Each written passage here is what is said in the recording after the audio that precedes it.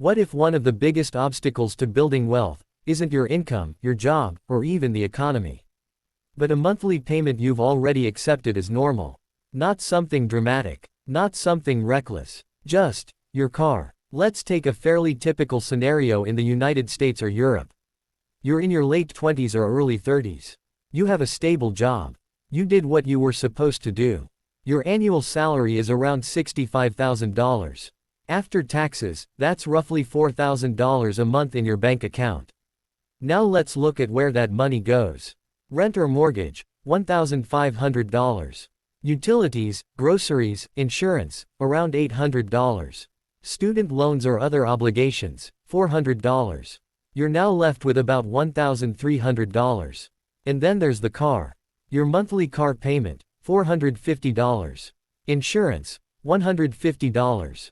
Fuel and maintenance, $200. That's $800 per month, just to own and use your car. Now your remaining money drops to about $500. And that $500, that's supposed to cover savings, investing, emergencies, travel, and everything else that makes life feel like progress. So even though you're earning what many would consider a good income, it still feels tight. The interesting part is, none of this feels irresponsible. You didn't buy a luxury sports car. You didn't make a reckless decision. You bought something practical, reliable, safe, maybe even slightly above average, but still within what the bank approved.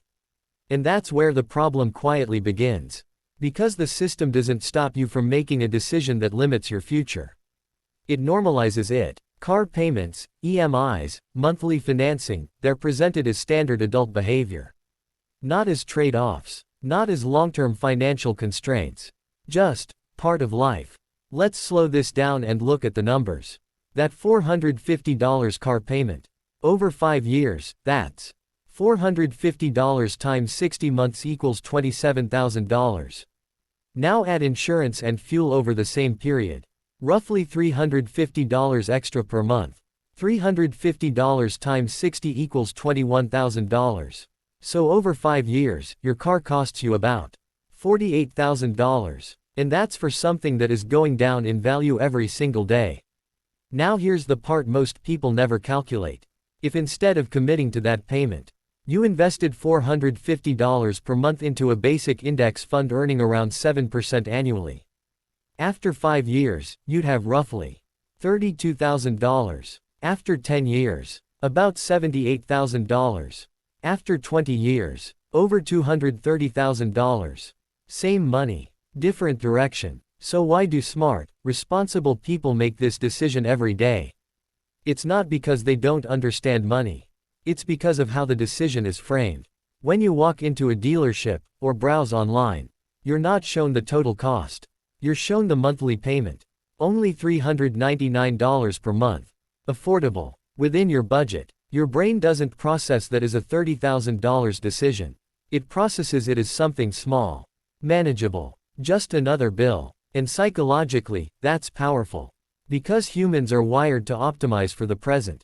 Comfort now feels more real than abstract wealth 15 years later. Driving a nicer car today is tangible. Financial freedom in your 40s is not. So the brain makes a trade. And it doesn't feel like a sacrifice. Because everyone around you is making the same one. There's also a quieter layer to this. Cars aren't just transportation. They're identity signals. They communicate stability, success, and adulthood. In many parts of the US and Europe, showing up in a certain kind of car subtly affects how you're perceived. At work, among friends, even within your own self-image. So the decision isn't purely financial. It's emotional and social. You're not just buying a car. You're buying a version of yourself. And that makes the monthly payment feel justified. Now zoom out. Imagine repeating this pattern every 5 to 7 years. New car, new loan, new payment. From age 25 to 45. That's potentially 3 or 4 cycles of car financing. Easily over $150,000 to $200,000 spent, or redirected. Not all of that could have been invested, of course. But even a portion of it, compounded over time, becomes the difference between having options in your 40s, or still depending entirely on your next paycheck. This is how people end up earning well for decades. and still feel like they're not getting ahead. Not because of one bad decision, but because of many, normal, ones. Financially aware individuals don't necessarily avoid cars. They just see them differently. They don't ask, "Can I afford the monthly payment?" They ask, "What is this costing my future?" They understand that every fixed expense reduces flexibility. Every obligation competes with investing. Every EMI is a claim on their future income. So instead of optimizing for comfort today, they optimize for freedom later. Sometimes that means driving a simpler car. Sometimes it means delaying upgrades. Not as a sacrifice, but as a conscious trade. This isn't about never financing a car, or avoiding all forms of debt. It's about understanding the weight of recurring decisions.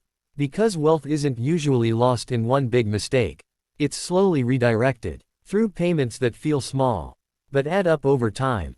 And once you see that clearly, the decision changes. Not because someone told you what to do, but because the math starts to feel real. So the next time you look at a monthly payment, whether it's a car, a phone, or anything else, pause for a moment, not to avoid it, but to fully understand it. Because the real cost isn't just what you pay each month. It's what that money could have quietly become.